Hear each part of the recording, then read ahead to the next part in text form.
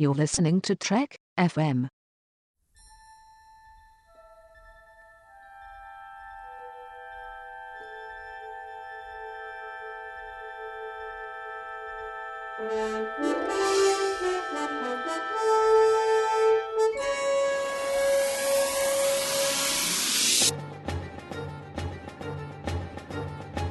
Hello and welcome to From There to Here, Trek FM's 50th anniversary rewatch of Star Trek, in which we look at all 729 episodes from beginning to end. I'm Mike, and today I'm joined by Lee from the Nerd Party. How's it going, Lee? I'm good, thank you. Today we're looking at 2 episodes of Star Trek, a Voyager episode and a Deep Space Nine episode, Faces and Explorers. So let's start with the Voyager episode, Faces. This is the one where someone from the phage race steals B'Elanna Torres and splits her up into 2 people, one all human and one all Klingon, in an attempt to use her Klingon half as a guinea pig to try to figure out how to stop the phage thing from happening. And hijinks ensue. So, what did you think about Faces? As I said yesterday, this was actually one of the first Star Trek VHSs I ever had, so this is an episode that is well worn in my brain, and I really quite like it. I mean, I don't get the science of being able to split one person into 2 and have one as a human, one as a Klingon, how that is even remotely possible. It's crazy. You think with that kind of mad scientist skills they'd be able to figure out how to cure their disease. There's certain things I really like in this episode. I like some of the body horror in this. I think it's really quite interesting when you see I forget the name of the engineer who has already got a sign on him almost straight away that you go, this guy's dead. Yeah, Durst. When you've got this, yes, Durst. When you've got this Vidian wearing his face at the end, like, do you find me beautiful now? And it's like, that is so cool. That is just like vile, ugly, horrible, creepy. It's nuts. And I really like the human Torres, like her finding out that, you know, she needs her Klingon side, that she gets some of her strength from that, and we get a bit of insight into what it was like to grow up as a half human, half Klingon. So I think there's definitely a lot to enjoy in this episode. Yeah. I mean, the premise of it is ridiculous, you know, for sure. You know, the whole idea of like someone being split in half, and it's like about as subtle as you can possibly get, you know. Oh yeah, see, she's dealing with these 2 warring halves of herself. So if we split her up into 2 people, I mean, come on, you know, are you kidding me? But you know, there is some interesting stuff in there nonetheless, and yeah, I think like the horror elements of it are for sure, you know, up there. I mean, when they take Durst and they're like, come on, you know, we need you for testing or whatever, and then, you know, the guy shows up and he's like, hey, check out my new face. I mean, that's like something straight out of, you know, like Silence of the Lambs or whatever, and you're just like, oh my god, you know, this is terrifying. I can't believe they're actually doing this on Star Trek. And just like the implication there where it's like, that guy who we just saw, who has been in, you know, a few episodes at this point, you know, he was like a crew member, yeah, he's just dead, you know, because this guy was like, you know, maybe you'll love me if I'm beautiful. And yeah, I mean, I think that's really, really strong. Some of the stuff, you know, looking at, you know, what makes B'Elanna and her looking at that is interesting too. So on the whole, I would say it's a good episode, even though it lacks any sort of subtlety whatsoever. But yeah. Sounds like Voyager summed up pretty well there, and at the rate they're going through these Maquis, they'll probably have only Chakotay and B'Elanna left at this rate. Yeah, that's true. And that guy, I don't know, do you know that actor's name? The guy, I'm not too familiar with him, no. Because you see him like show up everywhere. Like he was in Battlestar Galactica, and then That's right. he showed up again as like a different character in Caprica. And yeah, I really like the actor, and I guess he played the phage dude too, right? So I'd imagine so. Yeah. Interesting double role for him.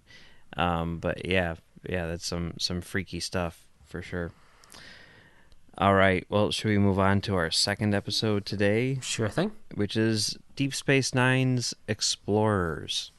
So in this episode, Sisko comes back from a trip to Bajor where he was looking at some of their historical stuff, and he, came across some plans or whatever, which reveal that ancient Bajorans used that ship from Tron to travel across the galaxy on solar sails.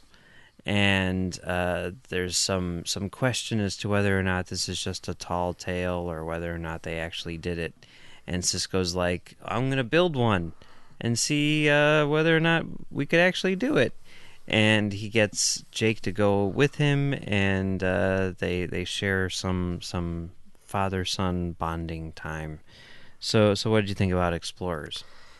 When I first noticed I was doing this episode, I was kind of like, oh no, it's the boring episode.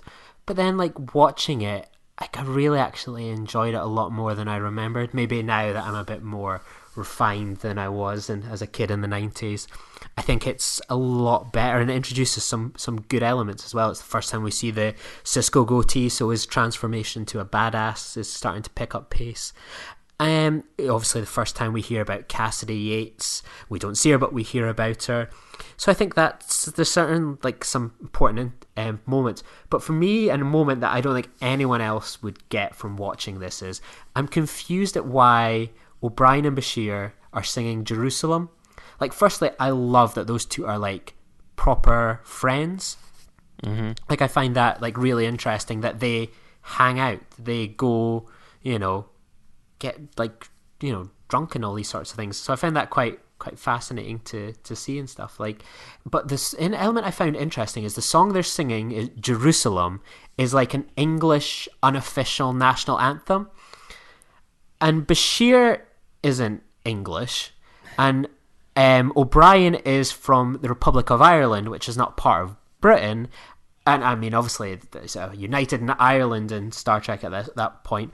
But why is that their go-to song to sing? Is this English anthem that they sing at the cricket, Jerusalem? That I'm confused at why someone, especially someone like Colm Meaney, would even go along with it, because he was famously noted as being, like, supporting the IRA, like, that cause. So the idea that he would be singing Jerusalem is even more odd in my head. So I'm curious as to why that decision was made. Yeah, I was thinking the same thing, honestly. I was like, Jerusalem, what? No, I had no idea what that was, but yeah, interesting. Yeah, nothing like someone from the Middle East and someone from Ireland singing about glorious England. Yeah.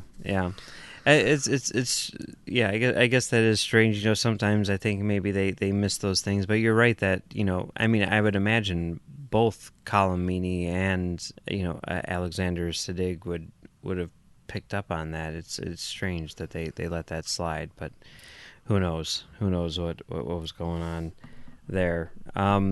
You're right that there are a lot of firsts in this episode. In addition to the ones that you mentioned, there's also the first appearance of Lita, if I'm not mistaken. Yes, that's right. Yeah, so that's kind of cool, and it's crazy to see like the character in this kind of like bit part right here, where you think like, well, what are they going to do anything with her? Maybe not, but then she becomes something which I think was completely different from what was originally intended. I mean, you think about that, and I mean, I think that kind of really speaks to the strengths of this show on the whole, where it was extremely malleable. I mean, it definitely had an idea of where it was going. It knew what the end point was, but it didn't know how it was going to get there, and it sort of like let things play out in the way that whatever way made the most sense for the series, and the end result is amazing. And I think a lot of it has to do with the fact that they were really sort of responding to what they were seeing on screen, and not necessarily trying to fit things into their respective boxes, but sometimes creating new boxes for them to fit in. And that's true as well with like Jake as well. That you think in this episode that I always remember growing up that everyone wanted to be in Starfleet, to have a job in Starfleet, to work on a Federation base or planet or ship. But then here's this guy that wants to be a writer. Like, that's a total normal job as far as viewers like me and you are concerned. That some people just want to be, you know, writers, journalists, cooks, you know, all these different roles. So to see like a main character, a young kid, because when I first started watching Star Trek Deep Space Nine at the beginning, I was thinking, oh, this guy's going to end up being part of Starfleet or working on the station. But the fact that he has his own organic journey as well, and it's not just about putting him in the box of he's a young character, of course he'll want to be in Starfleet. Like, he doesn't seem to give two hoots about Starfleet. The only time he wants to come on a mission is when he can get a good story out of it. Yeah, that's true. Yeah, this episode isn't bad. You know, I mean, it's not one which is a go-to for me by any stretch of the imagination, but, you know, there's some interesting character moments, and, you know, I like how they're setting up Cassidy, you know, an episode before we actually see her and all that stuff, spoilers. And, yeah, I think on the whole, it's a pretty decent episode.